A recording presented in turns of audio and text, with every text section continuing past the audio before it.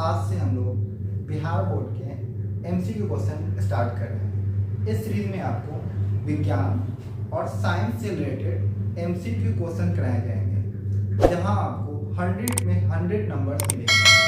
चलिए शुरू करते हैं। आज हम लोग विज्ञान का पहला चैप्टर का एमसीक्यू क्वेश्चन स्टार्ट करते हैं और देखते हैं उनका पहला क्वेश्चन। रासायनिक समीकरण में अभिकारकों के कुल उत्पाद कुल भार के बराबर रहता है, उसे हम लोग क्या कहते हैं? संतुलित रासायनिक समीकरण, कंकाली रासायनिक समीकरण। ए और बी दोनों उत्तर सही, सभी उत्तर गलत। पहले हम जानते हैं रासायनिक अभिक्रिया में दो तत्व या यौगिक आपस में अभिक्रिया करके एक यौगिक का निर्माण करते हैं। अगर रासायनिक अभिक्रिया में जो तत्व और यौगिक भाग लेते हैं उसे अभिकारक कहा जाता है। जो यौगिक बनते हैं उसे हम लोग उत्पाद कहते हैं। अभिक्रिया में भाग लेने वाले तत्व को अभिकारक, जो नए यौगिक बनते हैं उसे उत्पाद कहते हैं। जैसे H2 और O2 रिएक्ट करके H2O बनाते हैं। इसमें हाइड्रोजन और ऑक्सीजन क्या है? हमारे लिए अभिकारक है। हाइड्रोजन और ऑक्सीजन क्या होगा? अभिकारक। जो नया यौगिक बना है वाटर,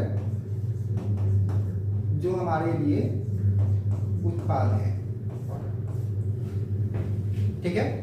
रासायनिक अभिक्रिया में उत्पाद और अभिकारक के दोनों ओर अगर परमाणुओं की संख्या समान हो तो उसे हम लोग संतुलित रासायनिक समीकरण कहते हैं, और अगर दोनों ओर परमाणुओं की संख्या भिन्न भिन्न हो तो उसे हम लोग असंतुलित रासायनिक समीकरण कहते हैं।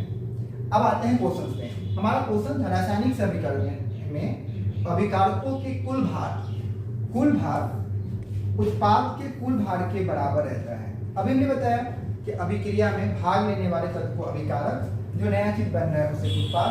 अगर दोनों ओर अभिकारक और उत्पाद परमाणु की संख्या समान हो तो उसे हम लोग संतुलित रासायनिक समीकरण कहते हैं, और इसमें हमारा आंसर होगा ए, संतुलित रासायनिक समीकरण। चलिए हम लोग दूसरे क्वेश्चन पे आते हैं। हमारा दूसरा क्वेश्चन है ऐसा समीकरण जिसमें तीर के चिन्ह के दोनों ओर तत्वों के परमाणुओं की संख्या समान नहीं हो तो क्या कहलाता है? अभी हमने बात की है अगर तत्व के दोनों ओर परमाणुओं की संख्या समान हो तो उसे संतुलित रासायनिक समीकरण कहते हैं। अगर असमान हो तो उसे हम लोग असंतुलित रासायनिक समीकरण कहते हैं, और हमारा आंसर होगा बी, असंतुलित रासायनिक समीकरण। चलिए अब हम लोग थर्ड क्वेश्चन पे आते हैं। रासायनिक अभिक्रिया में भाग लेने वाले पदार्थ को क्या कहा जाता है? अभी बात की रासायनिक अभिक्रिया में भाग लेने वाले पदार्थ को हम लोग क्या बोलते हैं? अभिकारक। और जो नए तत्व यौगिक बनते हैं उसे हम लोग क्या बोलते हैं? उत्पाद। नेक्स्ट क्वेश्चन पे आते हैं। एलपीजी गैस का पता, गैस रिसाव का पता किससे लगता है? अमोनिया, एल्थाइल मेर्कैप्टेन, मीथेन, इनमें से कोई नहीं। जैसा कि हम लोग जानते हैं एलपीजी का फुल फॉर्म होता है liquid FIDE petroleum gas, liquefied petroleum gas. और इस गैस में किसी भी तरह का स्मेल नहीं होती है। अगर कभी रिसाव हो तो हमें पता नहीं चलेगा कि एलपीजी गैस रिसाव हो गया है, इसलिए हम लोग उसमें अलग से एक केमिकल मिक्स करते हैं जिसे हम लोग एथिल मेर्कैप्टेन बोलते हैं। उसे हम लोग क्या बोलते हैं? एथिल मेर्कैप्टेन। नेक्स्ट क्वेश्चन पे आते हैं। किसी पदार्थ में ऑक्सीजन से अभिक्रिया कर जलने की क्रिया को क्या कहते हैं? कोई पदार्थ ऑक्सीजन के साथ जल रहा है तो उसको हम लोग क्या बोलते हैं? देखते हैं। जैसे कार्बन ऑक्सीजन के साथ जलकर क्या फॉर्म करेंगे?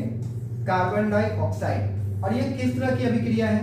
तो यह अभिक्रिया हमारा दहन अभिक्रिया कहलाएगा, क्योंकि इसमें कार्बन और ऑक्सीजन आपस में रिएक्ट करके कार्बन डाइऑक्साइड फॉर्म कर रहे हैं। इसके साथ साथ ये अभिक्रिया, इसमें दो तत्व A प्लस B आपस में रिएक्ट करके एक यौगिक का निर्माण कर रहे हैं, इसलिए यह हमारा संयोजित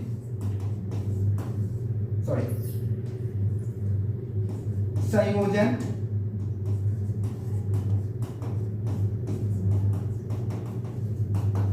रासायनिक अभिक्रिया है। नेक्स्ट क्वेश्चन पे आते हैं। भोजन का पचना तथा पकाना किस प्रकार की अभिक्रिया है? अपचयन अभिक्रिया, ऊष्माक्षेपीय अभिक्रिया, ऑक्सीकरण अभिक्रिया और विघटन अभिक्रिया। भोजन का पचना और पकाना हमारे लिए अपचयन अभिक्रिया है। क्या है? अपचयन अभिक्रिया है। नेक्स्ट क्वेश्चन पे हम लोग आते हैं। लोहा को जिंक से लेपित करने की क्रिया को क्या कहते हैं? जी हाँ, लोहा को जंग लगाने से बचाने के लिए बहुत सारे उपाय किए जाते हैं। उसी उपायों में से एक है हमारा लोहा पे जिंक की लेयर लगाना, और इस प्रक्रिया को हम लोग गैल्वेनीकरण कहते हैं। क्या कहते हैं? गैल्वेनीकरण। सिल्वर क्लोराइड का रंग कैसा होता है? सिल्वर क्लोराइड का फॉर्मूला होता है AgCl। जी हाँ, AgCl सिल्वर क्लोराइड का फॉर्मूला क्या होगा? सिल्वर क्लोराइड का फॉर्मूला होगा श्वेत। नेक्स्ट क्वेश्चन पे आते हैं। निम्नलिखित में कौन एक दहन अभिक्रिया है? जल का उबलना, मोम का पिघलना, पेट्रोल का जलना, इनमें से कोई नहीं। पेट्रोल का जलना हमारे लिए दहन अभिक्रिया है। जल का उबलना और मोम का पिघलना यह भौतिक परिवर्तन है। यह हमारे लिए क्या है? भौतिक परिवर्तन है। पेट्रोल का जलना किस प्रकार की परिवर्तन है? पेट्रोल का जलना रासायनिक परिवर्तन है। पेट्रोल का जलना रासायनिक